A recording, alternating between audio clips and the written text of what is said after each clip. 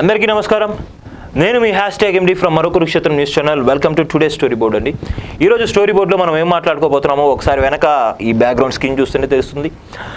నానీల యొక్క ఏదైతే సందిగ్ధమైన పరిస్థితులు ఉన్నాయి. ఇప్పుడు నానీలకి కృష్ణా జిల్లాలో నానీలు చాలా ఫేమస్. ఇప్పుడు ఆ నానీలకి ఒక్కొక్కరికి ఎసురు పెడుతున్నారంట జగన్మోహన్ రెడ్డి గారు. అదేంటో తెలుసుకునే ప్రయత్నం వచ్చి వాళ్ళు చూద్దాం. సో గుడివాడ రాజకీయాల్లో ఒక ఫైర్ బ్రాండ్గా ఆంధ్రప్రదేశ్ రాష్ట్ర రాజకీయాల్లో తనకైన ఒక చెరగని ముద్రను వేసుకున్నటువంటి వ్యక్తి కొడాలి వెంకటేశ్వరరావు అలియాస్ కొడాలి నాని. సో కొడాలి నాని గారికి సంబంధించి ఈరోజు మనం ఎందుకు మాట్లాడుకోబోతున్నామంటే ఆయన సిట్టింగ్ ఎమ్మెల్యేగా ఉన్నటువంటి గుడివాడ స్థానాన్ని మండల హనుమంతరావు ఈయనకి ఇవ్వబోతున్నట్టుగా ఆ నియోజకవర్గంలో ప్రధాన కూడలలో ఫ్లెక్సీలు అయితే వెలిసాయి. ఈ ఫ్లెక్సీల భాగోతం గురించి మాట్లాడుకుందాం అని చెప్పి ఈరోజు అయితే వీడియో అయితే చేయడం జరుగుతుంది.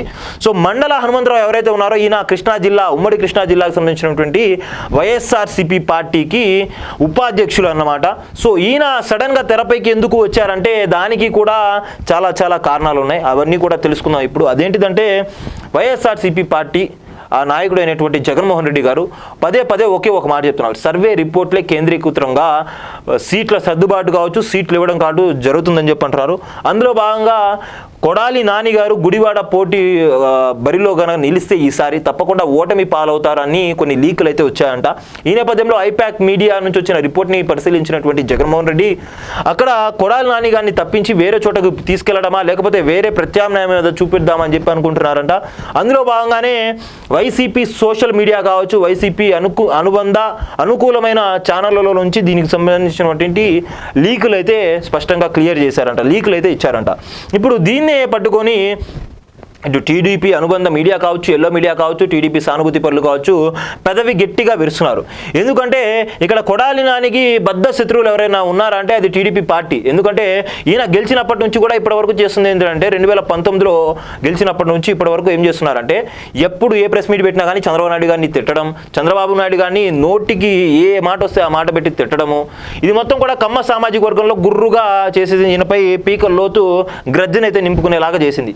కొన్ని మీటింగ్లకు అయితే కమ్మ సామాజిక వర్గంలో నుంచి ఈయనని వెలివేయాలని చెప్పి కూడా మీటింగ్లు పెట్టారంటే ఏ స్థాయిలో ఈయనపై కోపం ఉందో మనందరూ కూడా ఆలోచించే వ్యక్తం అయితే చేసుకోవచ్చు ఒకసారి. ఇంకా నెక్స్ట్ చూసుకుంటే కనుక ఇప్పుడు ఇది మొత్తం కూడా ఎందుకు మాట్లాడుకుంటున్నామంటే ఈయన ఇదే స్థానంలో 4 సార్లు గెలిచారండి ఎమ్మెల్యేగా. 2004లో, 9లో, 14లో, 19లో.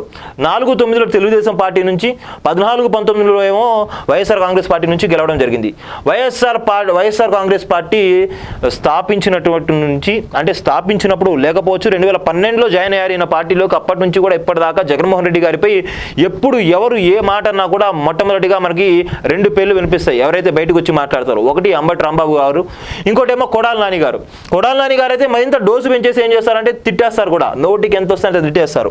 అందుకనే ఆ నోటి దురుసు ప్రవర్తనే ఇప్పుడు గుడివాడలో ఆయన ఓటమికి కారణమవుతుందని చెప్పి కూడా వీళ్ళందరూ కూడా అంటున్నారు. గుడివాడలో ఎక్కువగా కమ్మ సామాజిక వర్గ ఓట్లు ఎక్కువ ఉంటాయి. లైక్ గుడివాడ కావచ్చు, గుడ్లవల్లేరు కాన్స్టిట్యున్సీస్ కావచ్చు, మండలాలు కావచ్చు, ఈ 2 చోట్ల ఎక్కువగా కమ్మ సామాజిక వర్గ ఓట్లు ఉంటాయి. సో ఈయన కమ్మ అగ్రనేత అనేటువంటి చంద్రబాబు నాయుడు గారిని టార్గెట్ చేసి ఆయన తిట్టిపోయడము, అలానే ఈయన మంత్రి పదవి చేసినా కానీ ఆయన కాన్స్టిట్యున్సీకి చేసింది ఏమీ లేదని చెప్పి మరొక వాదన అక్కడి న్యూట్రల్ ఓటర్స్ నుంచి.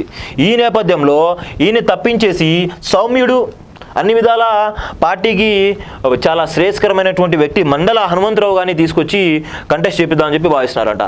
ఎందుకు ఈయన పేరు తీసుకొచ్చారంటే ఈయన వైఎస్ఆర్ కుటుంబానికి పరమ విధేయుడు వైఎస్ రాజశేఖర రెడ్డి గారి టైం నుంచి, అందుకనే ఈయన్ని పరిశీలిస్తున్నారంట. మరి కొడాలి నాని గారిని ఏం చేస్తారంటే కొడాలి నాని గారిని తీసుకెళ్ళి అక్కడ గన్నవరానికి షిఫ్ట్ చేద్దామని చెప్పి అనుకుంటున్నారు.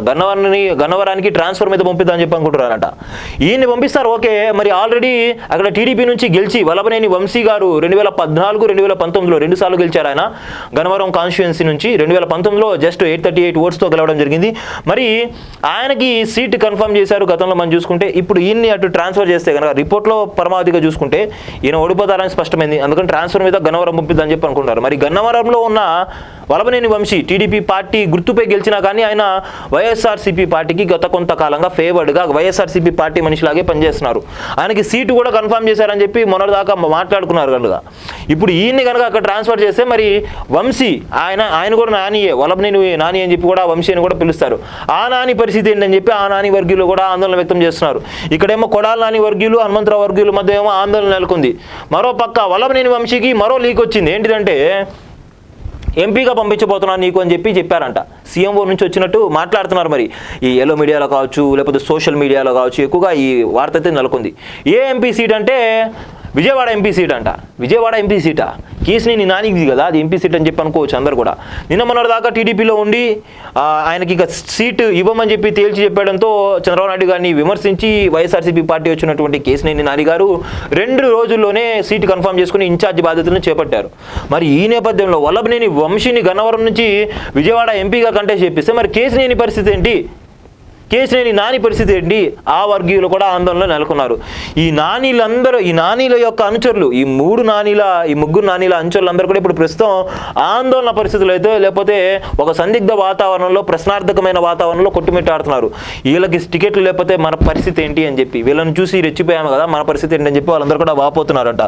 మరి ఈ కేసినేని నాని పరిస్థితి ఏంటి మరి అంటే చూడాలి. మరి ఏది ఏమైనా కానీ వీళ్ళు ఏదైతే చేశారో టీడీపీ పార్టీ బేస్ క్యాంప్ నుంచి వీళ్ళందరూ కూడా వైఎస్ఆర్సీపీ పార్టీలోకి రావడం జరిగింది.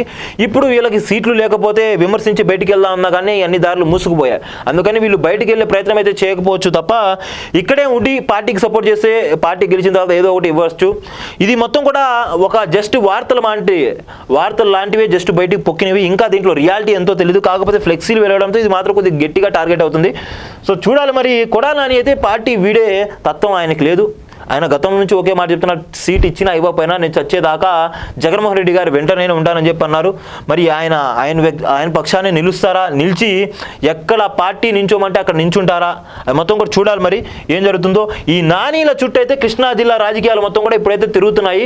మరి కొన్ని రోజులు అయితే వెయిట్ చేయాలి. దీనిపై ఒక స్పష్టత రావాలంటే ఆ స్పష్టత వచ్చేలోపు ఎన్ని గందరగోళాలకు దారి తీస్తుందో ఇది మొత్తం కూడా చూసే ప్రయత్నం అయితే మనందరూ కూడా తప్పకుండా చేయాలి, చూస్తాం కూడా.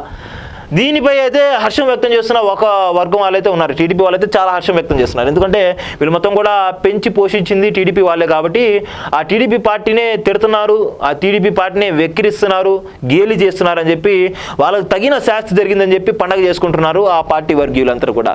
మరి చూడాలి వాళ్ళకి పండగ వాతావరణం 3 నాళ్ళ ముచ్చటగా ఉంటుందా లేకపోతే పర్మనెంట్గా ఉంటుందో చూడాలి.